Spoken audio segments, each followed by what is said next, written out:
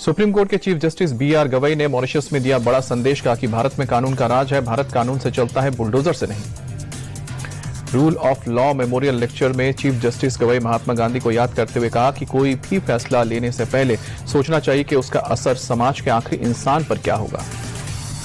Chief justice Gavai ने बाबा साहब अंबेडकर का दिया हवाला, कहा कि संविधान ने बहुत बारीकी से नियम और प्रक्रिया तय की हैं ताकि सत्ता का दुरुपयोग ना हो और हर एक को न्याय मिले। बिहार विधानसभा चुनाव से पहले पीएम मोदी आज युवाओं को देंगे बड़ी सौगात, युवाओं के लिए 62,000 करोड़ की योजनाओं का करेंगे ऐलान। पीएम मोदी दिल्ली के विज्ञान भवन से बिहार के युवाओं से करेंगे संवाद, ऐतिहासिक पीएम सेतु स्कीम का भी करेंगे शुभारंभ। पीएम मोदी जननायक कर्पूरी ठाकुर स्किल यूनिवर्सिटी का करेंगे उद्घाटन, बिहाटा में एनआईटी के नए कैंपस का भी लोकार्पण करेंगे। पीएम मोदी ने सोशल मीडिया एक्स पर किया पोस्ट, बिहार की सरकार युवाओं के कौशल विकास के लिए कोई कसर नहीं छोड़ रही है। दिल्ली में बिहार चुनाव के नियुक्त 425 ऑब्जर्वर्स को चुनाव आयोग ने किया ब्रीफ, मुख्य चुनाव आयुक्त का निर्देश सभी ऑब्जर्वर्स नियमों के ठीक से जान लें। मुख्य चुनाव आयुक्त ने सभी ऑब्जर्वर्स को पोलिंग बूथ का दौरा करके सलाह दी, कहा कि पार्टियां और उनके कैंडिडेट और वोटर्स के संपर्क में रहें। बिहार में चुनाव से पहला बड़ा प्रशासनिक फेरबदल, 7 सीनियर आईएएस ऑफिसर्स का ट्रांसफर, पटना आयुक्त डॉक्टर चंद्रशेखर सिंह सीएम सचिवालय के सचिव बनाए गए।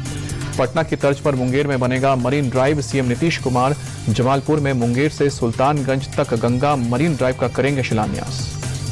सीएम नीतीश कुमार जमालपुर में 250 करोड़ की लागत से मदर डेयरी के मिल्क प्रोसेसिंग प्लांट का भी करेंगे शिलान्यास। सम्राट चौधरी, लल्लन सिंह, एसपी सिंह बघेल और जॉर्ज कुरियन रहेंगे मौजूद।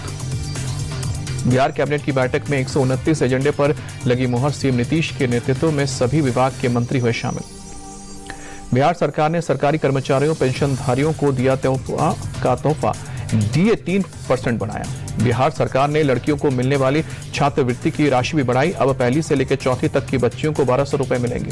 5वीं और छठी क्लास की बच्चियों को 2400 रुपए, 7वीं से लेकर 10वीं तक की बच्चियों को 3600 रुपए मिलेंगे। चुनाव से पहले जीडीयू को बड़ा झटका, परबत्ता से मौजूदा विधायक डॉक्टर संजीव कुमार आरजेडी में शामिल हुए। तेजस्वी यादव बोले कई लोग आरजेडी में शामिल होंगे, इसकी इच्छुकता है, महागठबंधन में सीट बंटवारे का काम जल्द होगा।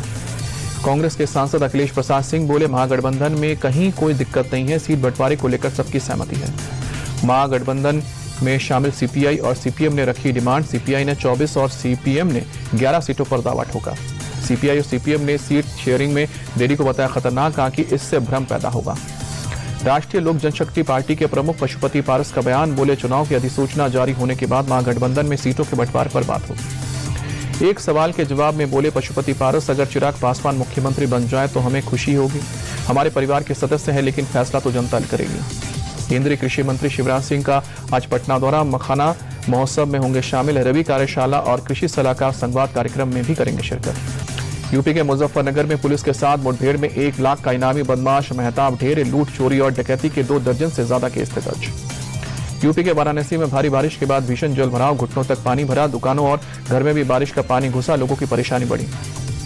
महाराष्ट्र में चक्रवाती तूफान शक्ति का अलर्ट, मौसम विभाग ने 4 से लेकर 7 अक्टूबर तक मुंबई, ठाणे, पालघर, रायगढ़ समेत कई जिलों में भारी बारिश की चेतावनी दी।